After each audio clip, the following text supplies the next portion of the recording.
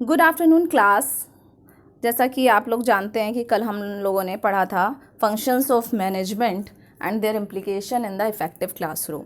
ठीक है, जहाँ तक मुझे लगता है कि आपको समझ में आया होगा। हमने क्लास में कन्वर्सेशन भी किया था, कम्युनिकेट किया था आपस में चीज़ों को। आज हम नया टॉपिक लेते हैं, दैट इज़ स्वॉट एनालिसिस। स्वॉट एनालिसिस की अगर हम बात करें तो स्वॉट एनालिसिस बेसिकली 2 वर्ड से मिलके बना है। फर्स्ट इज़ स्वॉट and analysis. I think analysis के बारे में तो सभी लोग जानते होंगे कि एनालिसिस का मतलब क्या होता है, यानी विश्लेषण, किसी भी चीज़ के बारे में, छोटे छोटे चीज़ों के उसके बारे में अध्ययन करना, जिसको हम एक तरीके से मूल्यांकन भी कह सकते हैं। अब हम बात करते हैं मेन हमारा जो वर्ड है that is स्वॉट। स्वॉट stands for 4 letter, that is SWOT। S stands for strength, W is weakness, O is opportunity and T is threat। अब ये जो SWOT में 4 लेटर यूज़ किए गए हैं, ये कहीं ना कहीं ओवरऑल कोई भी स्कूल है, इंस्टीट्यूट है, मैनेजमेंट इंस्टीट्यूट है, उसके परफॉर्मेंस के अपग्रेडेशन और डिग्रेडेशन के लिए बहुत ही वैल्यूएबल लेटर हैं। अब एस की बात करते हैं कि S strength and W weakness. ये 2 लेटर जो हैं वो इंटरनल फैक्टर की तरीके से वर्क करते हैं, इंटरनल एनवायरनमेंट की तरीके से काम करते हैं। And O and T external environment की तरह से वर्क करते हैं। क्यों कहा गया internal factor and external factor?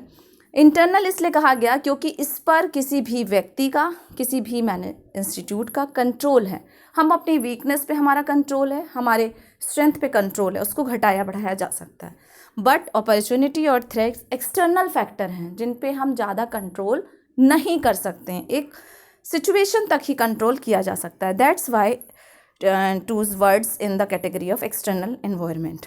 अब हम पॉजिटिविटी निगेटिविटी की बात करें तो स्ट्रेंथ और अपॉर्चुनिटी 2 ऐसे वर्ड हैं जो पॉजिटिविटी रखते हैं, हमारे इंस्टीट्यूट को, हमारे स्कूल एजुकेशनल इंस्टीट्यूट को अपग्रेड करने की तरफ ले जाते हैं, और वीकनेस और थ्रेट डिग्रेड करने की तरफ ले जाते हैं, इसलिए इनको निगेटिविटी में रखा गया है। अब हम बात करते हैं ओवरऑल वर्ड की कि व्हाट इज़ स्वॉट एनालिसिस। स्वॉट एनालिसिस क्या है? स्वॉट analysis strength, weakness, opportunity and threat, ये 4 वर्ड हैं। इनकी एनालिसिस का क्या मतलब है? It is a framework for identifying, पहचान करना, and analysing the internal external factor that can have an impact on the visibility of a project, person और इंस्टीट्यूशन।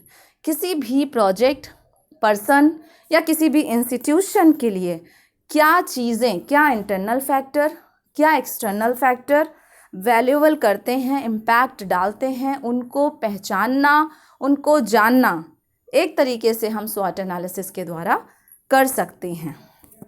ओके, देन हम स्वॉट एनालिसिस किसी भी पर्सन की भी कर सकते हैं, किसी इंस्टीट्यूट की कर सकते हैं, किसी प्लेस की कर सकते हैं, प्रोजेक्ट की कर सकते हैं।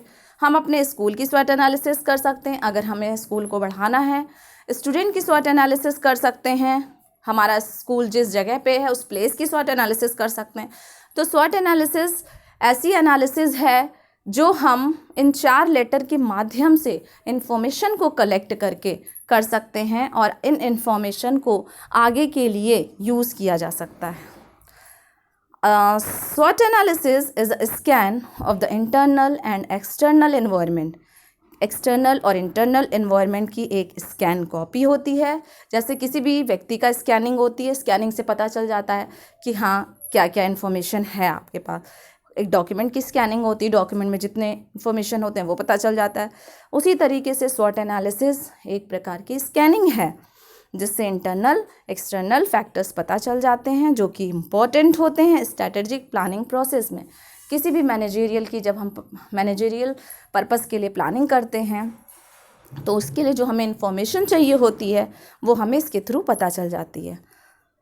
देन स्वॉट analysis provides information that is helpful in matching the institution resources from the capability to the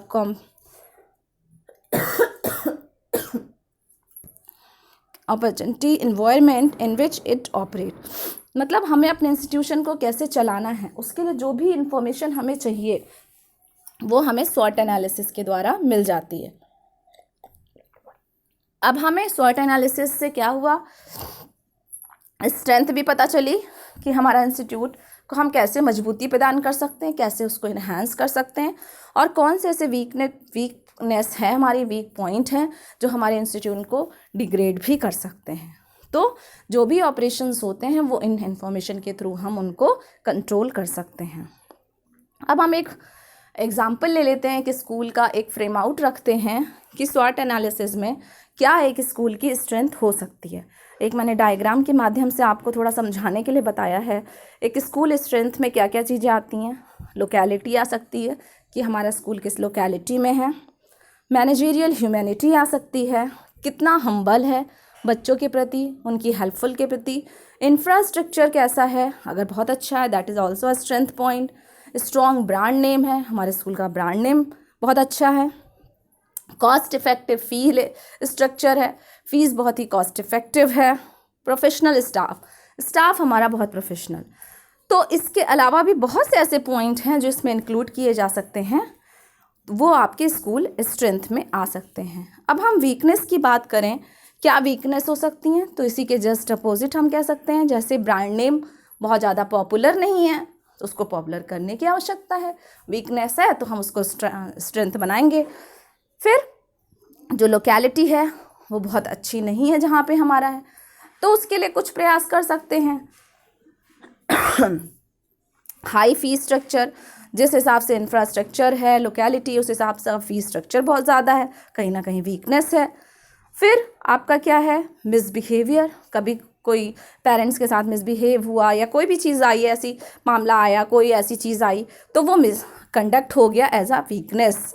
then poor reputation, हमारे इंस्टीट्यूट की रेपुटेशन पुअर, तो ये भी कहीं ना कहीं वीकनेस पॉइंट हो गया। एंड डिफ़िकल्टी इन एक्सेस, और बहुत थोड़ी दूर पे है कि बच्चे की पहुंच से दूर है, कभी कोई ऐसी सिचुएशन आए तो बच्चा जल्दी नहीं पहुंच पा रहा है, that is also a weakness of school. Okay, इसके अलावा बहुत से भी हो सकते हैं। अब अपॉर्चुनिटी की बात करते हैं हम, तो अपॉर्चुनिटी में एक्सेस ऑफ एनरोलमेंट, यानी हमारे स्कूल के लिए बहुत से एनरोलमेंट आ रहे हैं, दैट इज़ अ अपॉर्चुनिटी। अब इनको हम कैसे यूज़ करें ये हमारे ऊपर है। Then arrival of new technology, यानी नई नई टेक्नोलॉजीज़ आ रही हैं, इमर्जेंस ऑफ न्यू टेक्नोलॉजी, नई टेक्नोलॉजीज़ को यूज़ करके हम अपने इंस्टीट्यूट को अपग्रेड कर सकते हैं। ठीक है। देन प्रोफेशनल टीचर, हमारे टीचर्स जो हैं प्रोफेशनल हैं, डेली सेमिनार, कॉन्फ्रेंसेस, वर्कशॉप के थ्रू अपनी प्रोफेशनलिज्म को बढ़ाते रहते हैं, that is also opportunity. And high approach, और हमारा मैनेजरियल स्टाफ जो है, मैनेजमेंट हाई अप्रोचेस हैं। तो ये सारी चीज़ें ऐसी हैं जो एज अ अपॉर्चुनिटी वर्क करती हैं, एक एग्जाम्पल के तौर पे।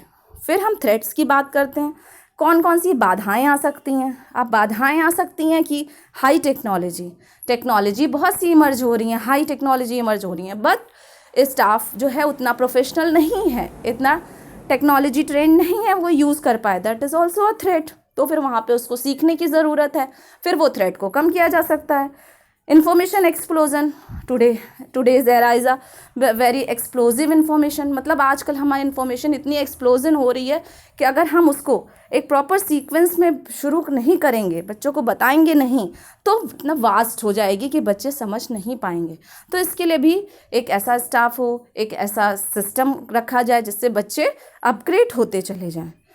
फिर न्यू रूल्स एंड रेगुलेशन, जो भी रूल्स एंड रेगुलेशन बोर्ड या फिर किसी के द्वारा आते हैं उनको फॉलो करने में भी कभी कभी परेशानियां होती हैं, तो that is also in the category of threat. Teaching strategies यानी कि किस क्लास के बच्चे को क्या, किस स्तर के, जो भी स्तर के बच्चे हैं उनको कैसे पढ़ाया जाए, कौन सी स्ट्रैटेजी अपनाई की जाए, तो ये तभी पॉसिबल है जब हम उनकी बच्चों की साइकोलॉजी को समझ पाएंगे। तो इसके लिए क्या ज़रूरत है कि हमारा स्टाफ प्रोफेशनल हो, उसको मनोविज्ञान का ज्ञान हो, साइकोलॉजी समझ सके, तभी वो टेक्नोलॉजीज़ का यूज़ कर सकेगा, तभी वो स्ट्रैटेजीज़ का यूज़ कर सकेगा। तो इन थ्रेड्स को फिर हम किस में चेंज कर सकते हैं, स्ट्रेंथ में चेंज कर सकते हैं। इस प्रकार हम स्वॉट एनालिसिस करके अपने स्कूल को अपग्रेड